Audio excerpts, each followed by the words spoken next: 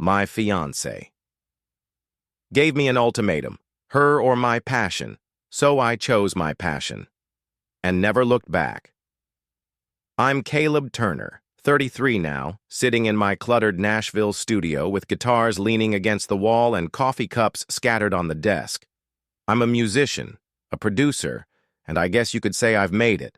Grammy nods, platinum albums, a world tour.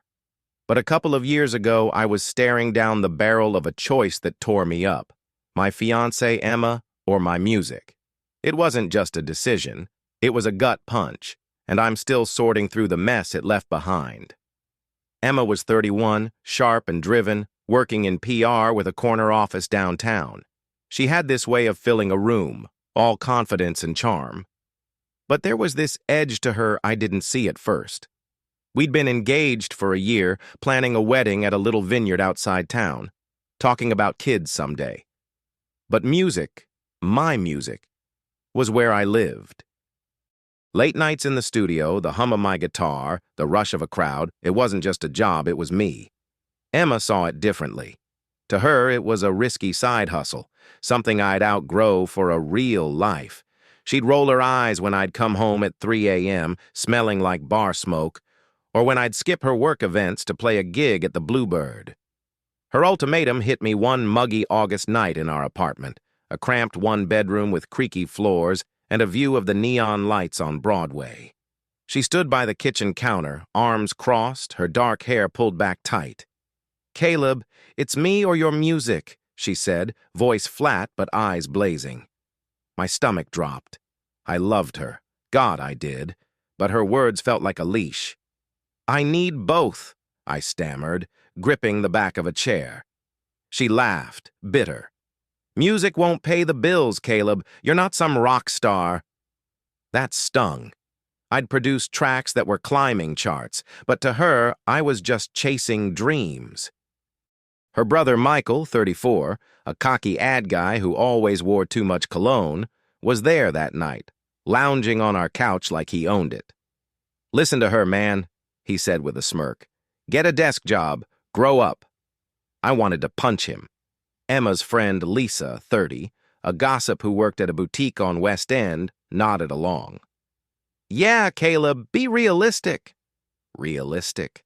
I was pouring my soul into songs that people loved, but they acted like I was some kid with a garage band. I called my best friend Sophie Larson later, pacing outside my building as the city buzzed around me. Sophie's a singer, 30, with a raspy voice and a laugh that cuts through any gloom. We'd met at an open mic years ago, bonded over cheap beer and bad covers. "She's trying to break you," Sophie said, blunt as ever. "Don't let her. Your music's who you are."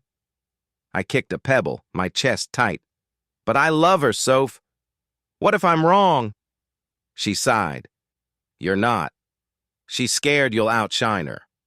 My dad, James, 60, was my rock. He's a retired carpenter, hands rough from years of work, always humming old Johnny Cash tunes. We met at a diner the next day, the kind with sticky tables and waitresses who call you hun.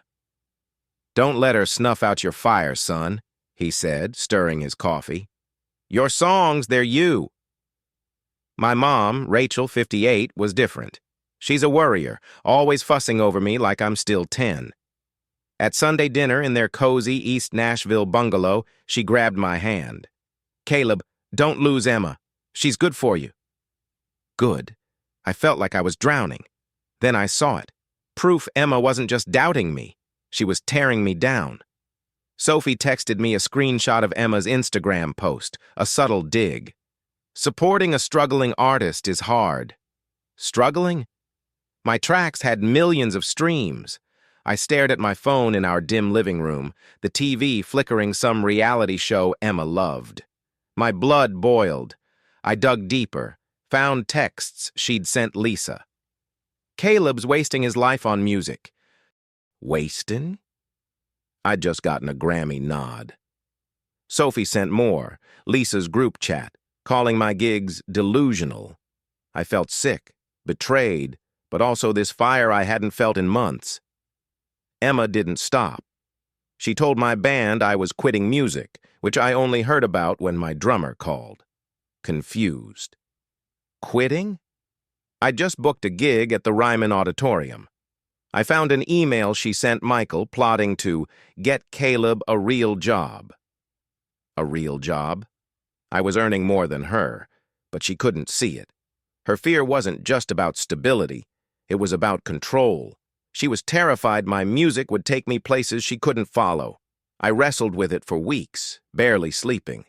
Music was my pulse, sweaty gigs, raw lyrics, the high of a crowd chanting my name. But Emma was my home, or so I thought.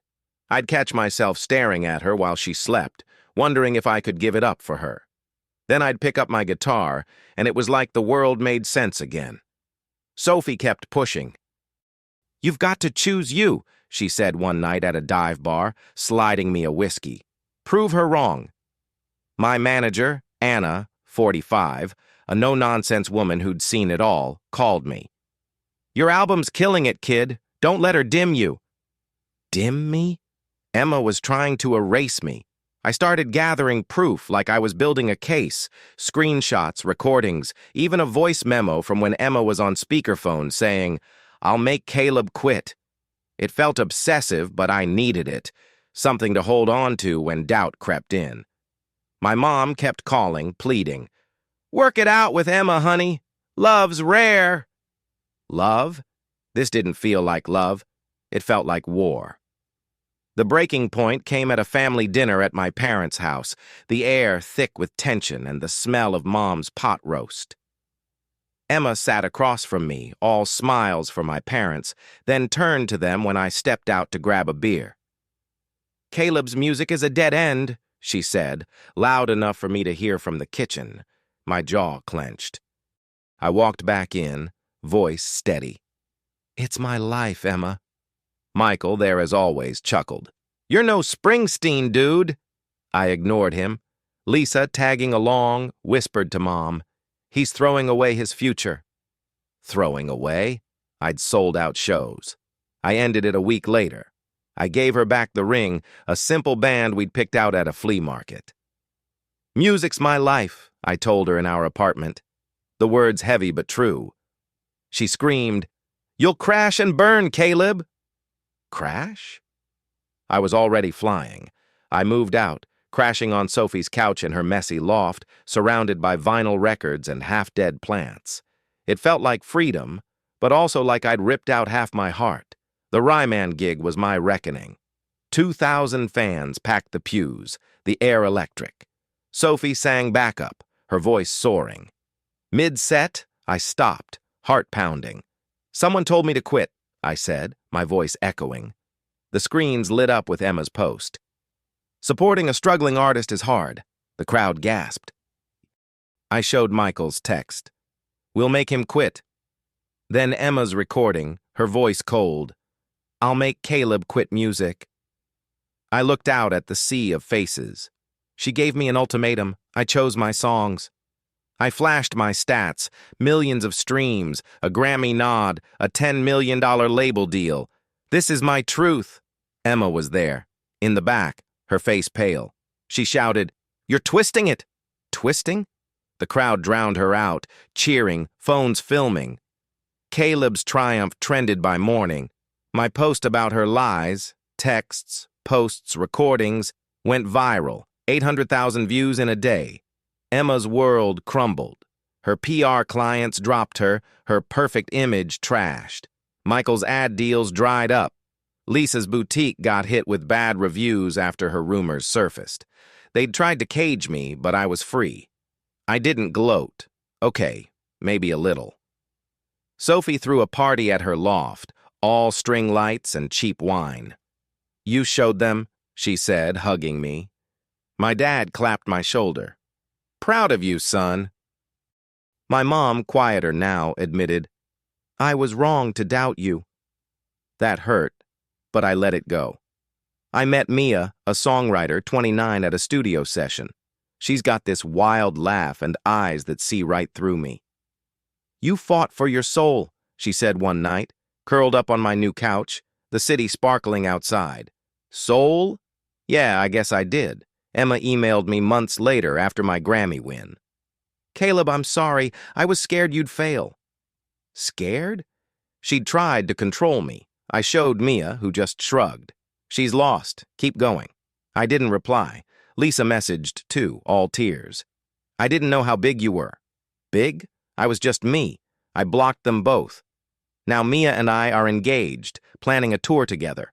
Our loft's a mess of sheet music and takeout boxes, but it's home.